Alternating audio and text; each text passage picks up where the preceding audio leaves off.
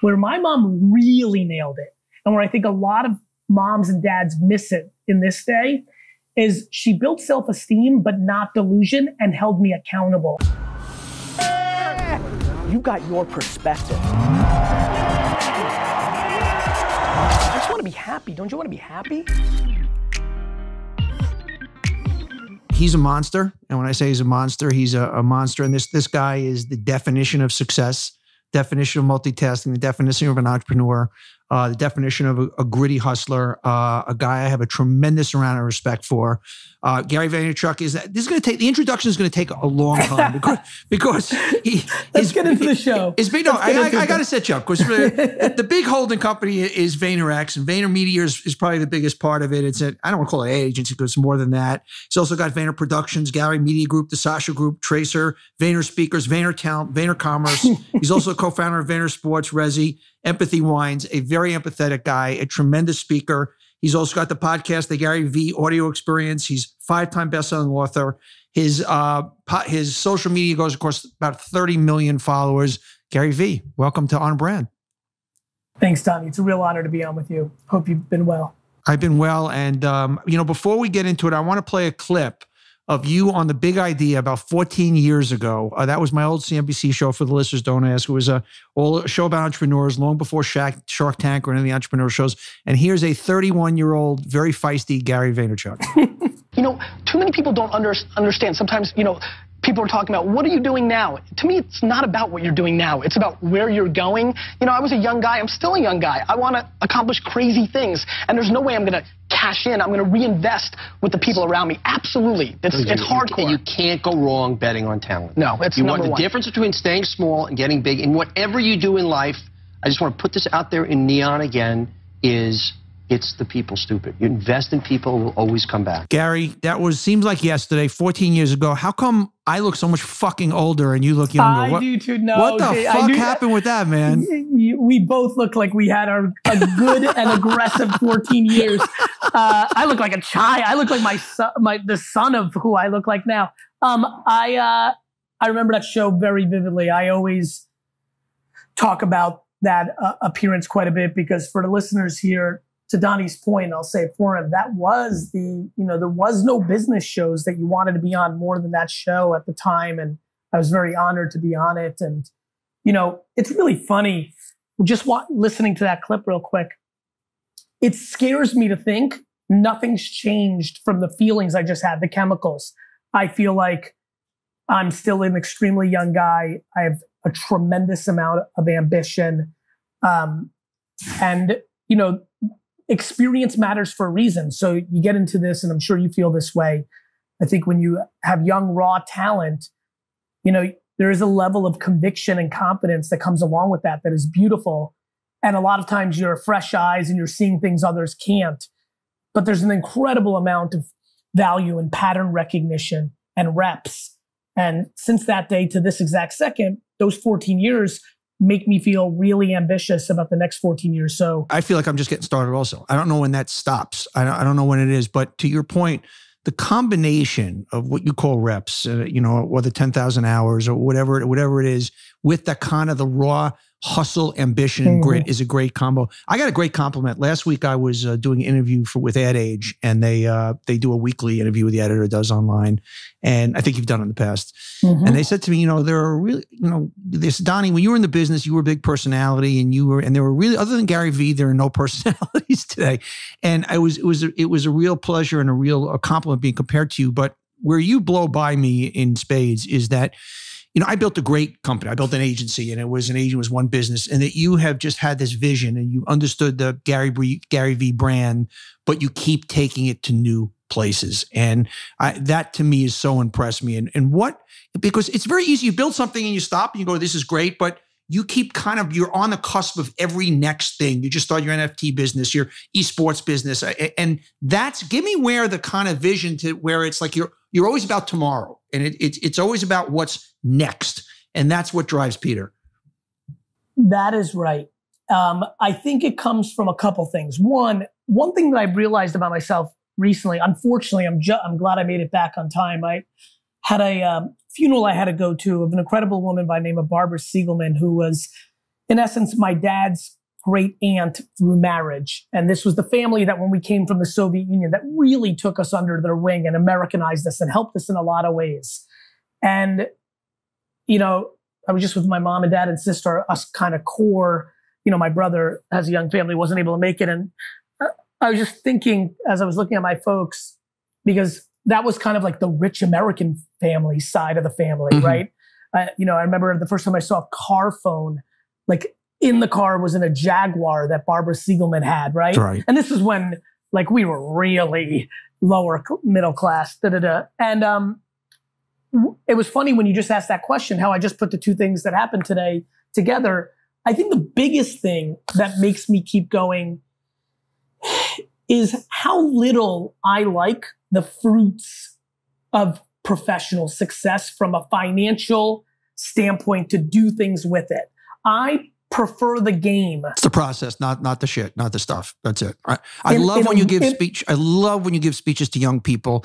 You talk about stuff. Don't fucking tell me about what you're going to buy or what you're going to do. It's really big for me. Yeah. And honestly, I want to find a little bit of balance because there's people that genuinely love the craftsmanship of a great watch or having a yacht or, you know, I don't want to demonize enjoyment. For me, enjoyment is having the means to go to every playoff game of the Knicks and Jets if I want to. So I have things I'm passionate about as well. But the real answer to your question is it's more fun to me to, and I just am coming out of one from February 12th to May 12th, actually. I was going at it at a level that I probably hadn't gone at it in a while because I was building this NFT project while VaynerX and VaynerMedia are exploding. It is our era. It is our time. We're in the pre-dawn of our decade, for sure. You know, we built a large company, but now the world's really coming to our level and our style of advertising. And I just, you know, and it was getting nicer out. And New York and COVID's kind of like, you know, we all know what we're living through. And a lot of people were golfing and sailing and doing some stuff. And I was happy. And I realized, my God, it is my hobby. My great hobby is innovating new things. And my great talent is having intuition around new things.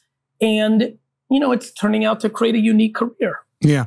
No, the VaynerMedia is interesting. For those of you who don't know, Gary, you kind of built your bones in social media and as a digital guy, and you backed it as opposed to traditional agencies that says we need to figure out the digital thing.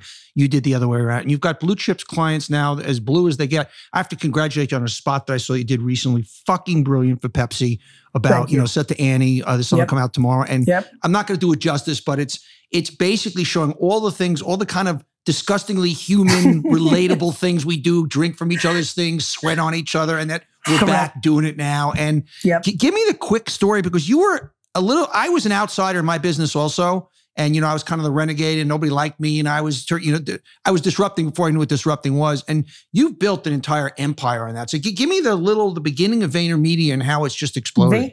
You know, I'm a big fan of self-awareness. I think if you're listening to this show, this is actually a very good topic because I just have a good enough sense of who you are if you're listening to me on Donny's show. Like you're in a pocket of interest, ambition, curiosities. I got to tell you, self-awareness is a monster that isn't talked about enough.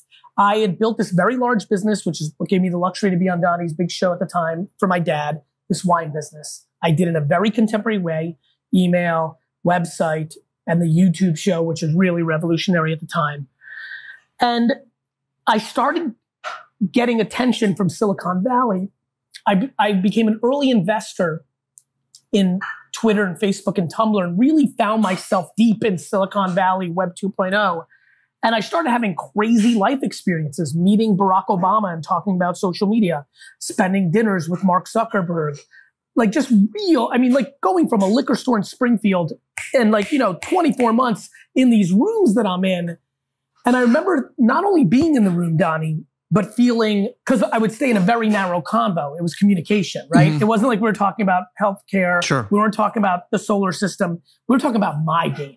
And my marketing to build my dad's store, I built a $3 million, almost $4 million business to a $60 million business with no money on just finding every angle that was of the second.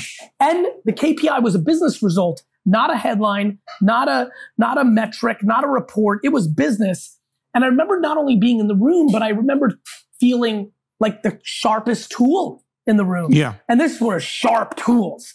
And so I didn't go crazy. I didn't go egotistical. I didn't think I was anything special. I just had a really calm year with myself in 2009, 10 saying, okay, this is something. What am I going to do about it? And I remember I leaned into another thing of mine, which is not as obvious given my energy, but I really, from both of my parents and my upbringing, have a level of humility and patience that's unique. And I said, you know what? I've got this talent. Why don't I build I'm a Star Wars guy. I'm going to build a communications Death Star for myself. This is where you don't even know this part of the story. What's really unique about Vayner is I don't have a dream of selling it to a holding co with a huge earnout. You get offers all the time, don't you? All the time. Yeah. What's the multiples today? I mean, the things I'm getting offered are crazy because they're multiple on revenue, not on EBITDA. They're giving multiples on, what's the multiple on revenue they're giving you now? I could probably get, I've been offered something in the ballpark of 5 to 7 on revenue versus 12 to 18 on EBITDA. That's crazy. But what I'm really focused on is I'm building this for myself. Rezi was a $200 million exit to Amex. Constellation bought Empathy 18 months in. I did something with K-Swiss sneakers that really worked. I sold $40 million worth of NFTs, Donny, in 3 weeks. I want you in 2 minutes to our audience, explain, because you're doing something different on NFTs and in terms of the GaryVee friends. Explain an NFT and explain your NFTs. NFT is owning a digital asset. That's exactly what it is. And I get why, in the same way that I told my friends we're all going to date online in 1997, they thought that was crazy. And you innovated on this, Donny. Tell the viewers at home, not every business thought they needed a website back in the day. They just didn't. Yeah. They didn't think they needed it. Of course they not. didn't, and definitely not a social network account. Yeah. So I believe NFTs will be omnipresent. If you have a child in your life that plays Fortnite, Roblox, Minecraft, or if you remember just 10 years ago, people spending real money buying sheep on Farmville, people buy virtual currency, and that's going to grow. It's not just about the art and the collectible ownership like a painting or a sports card. What's crazy about NFTs is that they have the ability to have smart contracts underneath them. So you could buy, let me give you an example. You could buy a John McEnroe NFT. It's an image of an artist drawing Johnny Mac. But what you're really buying is underneath the image, there's a contract that says you get a 1 hour hitting session with Johnny Mac. Mm-hmm. So you have this all of a sudden. Experiential, yeah. Correct. And what you're going to see is every ticket, every membership, all of it is going to turn into this digital asset, this NFT. And people are going to look at each other's NFTs the way they look at each other's photos on social. What I did with VeeFriends was I've been infatuated with intellectual property my whole life. You can watch 100 videos on YouTube where I talk about I'm building Vayner and I'm going to buy IP and I'm going to run it through Vayner. Vayner is being built for me. We have clients today, but eventually we'll have clients and then half the company will work on my owned and operated businesses like I've done with Rezi and Empathy. I thought I was going to buy the Smurfs. I thought I was going to buy Starter Jacket. I thought I was going to buy some of these things. Then NFTs came along and I said, wait a minute, I'm going to start my own. So I built my own Power Rangers, my own Care Bears, my own Scooby-Doo. They're called VeeFriends. They're all the things that I talk about: empathy, patience, ambition, work ethic, in character form, empathy elephant, patient panda. And I've sold these NFTs. But what I did was I added another thing that I've been wanting to do. Since I was overly affected by South by Southwest years ago, I've always wanted to throw a super conference. So along with the VeeFriends that people bought, Donny, you get a 3-year ticket to something called VCon that I'm going to throw once a year, where I'm just going to have a bunch. You'll probably get an email from me in a couple months saying, hey, Donny, do you want to moderate a thing or do you want to do that? Like, I'm going to throw a smorgasbord, Coachella meets South by meets Davos entrepreneurial, innovation summit once a year. And then above that, there was about 2% of the tokens that had silly things like come and sit and watch a Knicks game with me, play me in ping pong, have dinner with me. So I was trying to show, because you started seeing a lot of influencers and celebrities come to the space of NFT and just put out an image. And that's not the real thing there. We're going to buy homes. This is a ledger. We're going to transact. People are going to buy businesses. Like, literally people are going to NFT their homes and sell the NFT that comes with the home. You don't need me to tell you this, but you know your NFT business is going to out-monetize all your other businesses combined 10x. Well, I'll tell you why. The thing that is just completely I'm trying to learn how to pinch myself and smell a rose a little bit more, because I've always been, I don't like it. But it also helps me not get too low when things are bad, but I'm just kind of that way. But nonetheless, Donny, here's what's nuts. In the contract of my NFT, and what I recommend any listener that goes through it, you can put a royalty component. So there is a 10% royalty, 1% I'm giving to charity, 9% for me, on every secondary transaction. Donny, I didn't make $72,000 the first 7 years I worked for my dad, per year, not obviously cumulative. Sure. I made $72,000 in the last 24 hours on the royalties of my NFT. It's crazy. It is crazy. I said to my brother when it kind of clicked for me in February, I said, George Lucas launched Star Wars as an NFT and then made the movies. He'd probably be the richest man on earth today. He would have never sold it to Disney because the royalties on all that secondary collectibles is just mind-boggling. So how do if I'm a Pepsi client or I'm a Kraft Heinz client or everything, and I'm buying VaynerMedia, and the very thing that I'm talking to you about is your vision about the next thing. How do you keep 1 foot on home base to make sure of it? I keeping up with you on an interview is difficult. So how do I, as a client, you're building all these things. How does each thing continue to stand and flourish as the next kind of shiny toy is the thing? And I don't mean that in a. No, I got it. You mean in a good way. Yeah. This is where I get to give you a compliment back to the clip.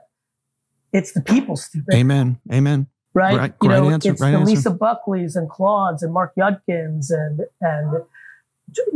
Katie Sagans and Lisa Buckleys and Rob and Wanda. I'm at a place now, 13 years in, where I'm sitting with, we've got globally probably 1,400 employees. But there's, and you know this better than anybody, there's right now, I would say, there 47, 52 people, that are the company, right? And I've never had, you're catching me at a great time, I've never had a crew like this. Not only are they all exceptional, not only am I better at understanding the industry and what is needed to be successful, but my continuity feeling towards them, AKA, do I think that in my top 40 executives, the Ryan Harwoods, Sarah Baumans, Avery's, Gabby's, do I think let me just give you the math. Of the 40 top people I think run the company today, Allen's, Harker's of the world, I think 80% are here in a decade. That's crazy. Yeah, I had the same thing. It was just, and that's why you won, and that's why I'm going to win, and that's what always wins. How are you dealing? Real quick, Donny, for everybody who's trying to build different kind of companies, think of it as an offensive line in football. If you keep the same guys together for 5 years in a row, they know everything about each other. And when you're constantly switching guys out, it's hard. I remember, I didn't think it was a fair fight. We went in for new business because we had this SWAT team that just we could finish each other's it was just, we weren't inventing, we just knew it. We knew what we had. We knew it was a dynasty, and you built this up. How do you deal with equity? How do you deal with making people feel like they're owners of a company? Early on, I had a very tough challenge. I'll be very naked here. I started the company with my brother, and AJ, who's remarkable. And I was 33, he was 22, and we decided to go 50-50. My belief when I started Vayner was I would do it for 5 to 6 years. He would then I would groom him, and he would kind of run it, and I would be on to my next Michigas because, I like the action. I knew that about myself. My brother has Crohn's disease, and when we were exploding from 40 to 300 people in an hour, and literally in 2 years, it was just a lot. And my brother is he has so many more skills than me. But the concept of managing people's feelings was extremely not overly exciting for him. And you know this. The ad business is the people business. Really, I think I'm in the HR business. And then we happen to do all this other stuff. And he came to me and said, I want to do something else. Hence how we did Vayner Sports. So I was in this very peculiar spot with equity where I was already not in a place where to this day, I don't feel like I have as much of the company as I'd like to. And so the way I've done that is by building out all these other businesses. So for example, my co-founders in Empathy Wines started as interns a decade ago at Vayner. Right. These are gentlemen who became millionaires as partners with me. And so what I'm trying to do, Donny, and what I've been doing is A, I've created a very aggressive bonus pool for the top people. B,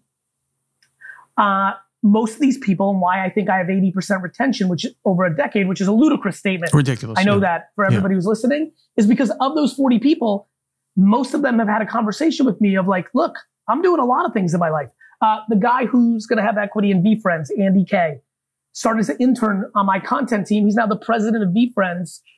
It's gonna change his life. Yeah. I just tripled his double and a half his salary from VaynerMedia to VeeFriends. So I think it's not about competing with a holding company that might give you fractions of shares. Sure. It's about actually making them feel they're invested by actually doing deep where they stuff really have meaty stuff. Yeah. Is the secret sauce at the end of the day, the 30 million followers that you have out there that basically ensures everything you do has a kickstart to it? The secret to this success is how I built the 30 million followers from scratch. Good answer. Right. Right, Donny? It's the fact that I know two core things. And it's very advertiser oriented. When you think about advertising, understanding distribution, where the human's attentions are, and understanding what creative goes into that to provide a victory is the game, right? That was television, radio, outdoor, and print for a very long time. Mm-hmm. Direct mail. It is completely fragmented, as you know, at this point. So I think what works for me, I'll give you an example with VeeFriends. When I really talk about it in 3 years, people are going to ask me questions of why I left so much economics on the table on the initial launch. So as remarkable and astonishing as the number I threw out, 40, 50 million, depending on how Ethereum's moving and what it's like, which is just, bonkers. Even for me, I'm stunned and flattered by that success, but understood it would happen. When I talk about $724,000 in secondary sales in the last 24 hours, many of these people who've resold one of my tokens have made more money on that token than I made. What I understood a long time ago is if you're talented enough to know what to do with the 49% of the relationship that you have with every individual on earth, and you're able to provide that other individual 51% of the value, you will be in an incredible power spot your whole life. Mm-hmm. And I think what I've done uniquely different than the far majority of people that have come along over the last 15 years trying to build a brand on the internet is there's two ways to really win: entertainment or education. Entertainment comes in a lot of shapes and sizes. Entertainment is being very attractive and being a model on Instagram. It could be being, funny in skits on YouTube or dancing. There's a million ways to do it. Education comes in a lot of ways we see as well on LinkedIn and many others where you're talking about expertise. For me, I've played a third kind of little subtle gear, an obsession to making sure that every person that comes in gets more value than I get, which has led to very little asking and a lot of giving my best shit away for free at scale for a decade and a half. And I think that's the secret to what I do. And I think that's going to always be my strength because I know what to do with my 49%. Yeah. You've always understood. Look, even simple advertising, traditional advertising, you got to give the consumer something. I always said you got to teach them or you got to make them laugh. You got to give them. You can't. You got to give. And what's interesting is your approach to business is very much your approach to motivational speaking and everything that you're not a philanthropist because you're a capitalist at the same time, but you understand that one of the bedrocks of capitalism, or at least your bedrock, has been empathy and altruism and giving. So when you're giving a speech, yes, you're making money from the speech, but what is turning you on is that you're giving nuggets, and that's what drives you. It's a tremendous observation. I actually believe that being selfish around, what makes you happy triggers the ability to then be selfless at scale, which then creates selfish, results.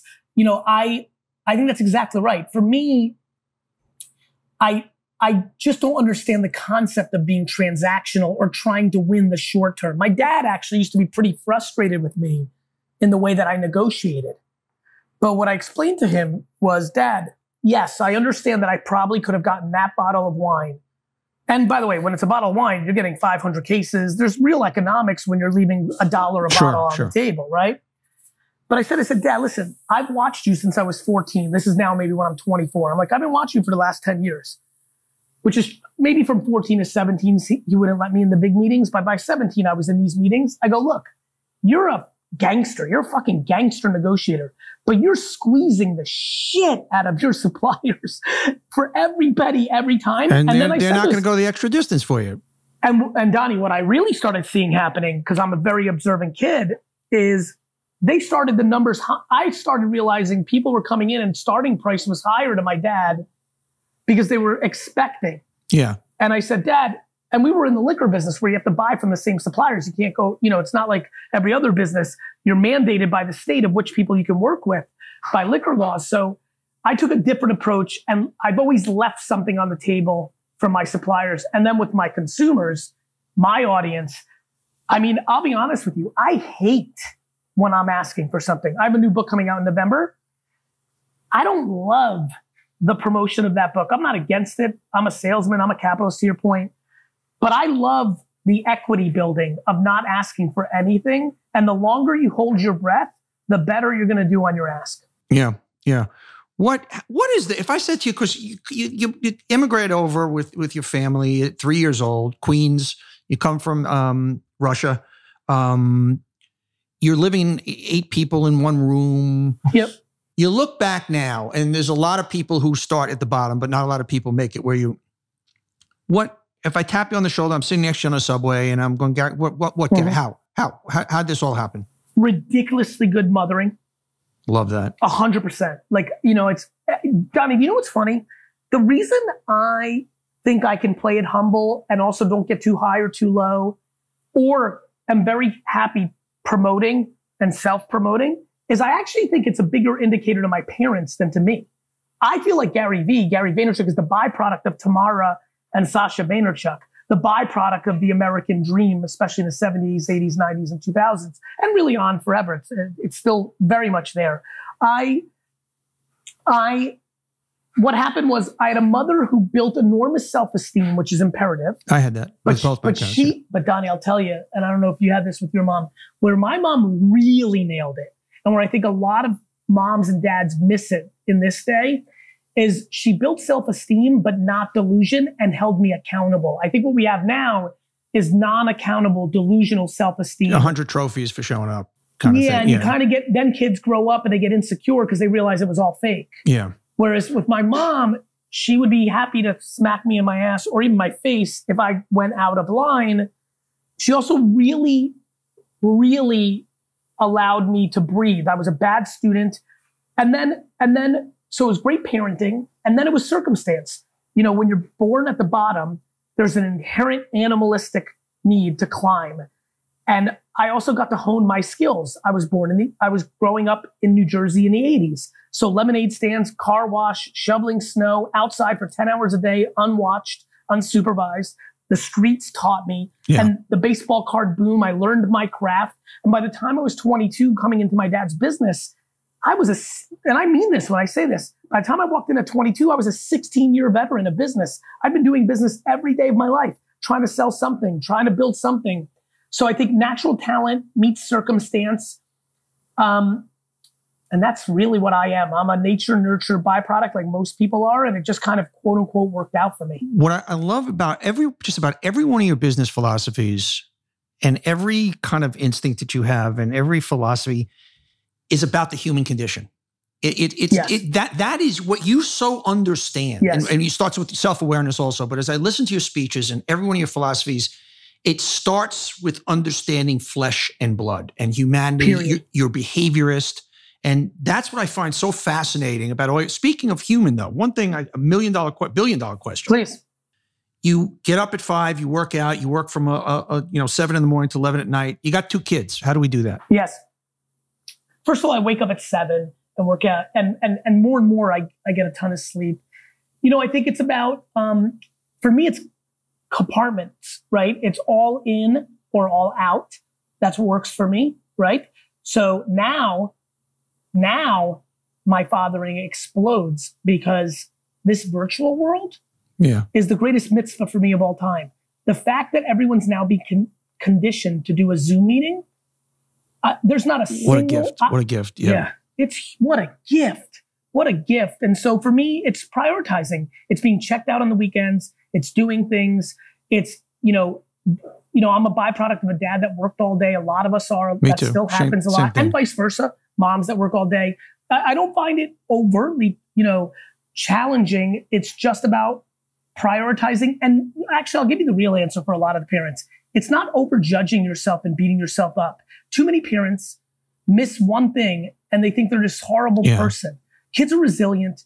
We remember the things, not always the missed things. And as long as you try and have good intent, most things will work out. I had the greatest parents, the greatest dad in the world who all he did was work. But I had the best dad because I knew I still came first. I never counted what he wasn't at. I remember, and with my kids, I had the advantage. I sold my company young. I actually regret it. I listen to you. I get jealous. I get jealous because I was at my space where you are now. I was king of the. I owned the fucking industry. I was Michael Jordan at the time. I couldn't, like, they were coming to us. I was telling clients go fuck them. So I mean the basic thing. And the reason I sold was you solved this problem. I didn't have the vision. I would walk into a 3-hour meeting. I knew who I was going to end in 30 seconds, and I was bored. I was bored with my success. I felt I had won the game. I felt that you know what's funny? I lived that same life.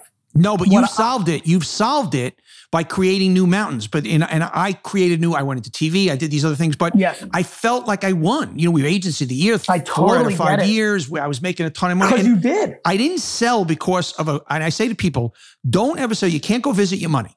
Sell because you're ready to do something else. I got this number. Great. You'd be fucking miserable. Somebody could give you $5 billion unless otherwise you could buy the Jets. So that might make make work. That's the only reason you're going to monetize it at any point. Only one. But that's a terrible mistake people make, and you don't do it for that reason. And I was bored. And the other thing I found really difficult, I wonder how you deal with this, as an alpha male, past a certain age, being in a service business is really hard.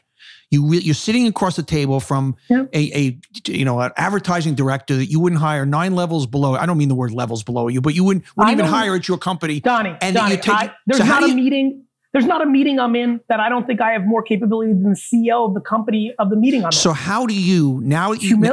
Patience, humility, knowing that I'm eating crow in this situation is actually the thing that's going to make me win the whole ball game. I convert that meeting not into I'm in the ring and having the fight in the main event.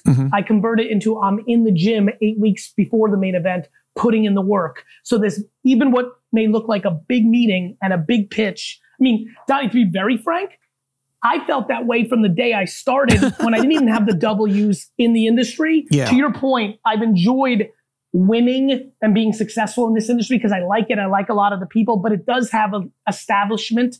As both you and I have lived, there is an establishment, and being anti-establishment is kind of fun. So much fun, isn't it? Isn't it great?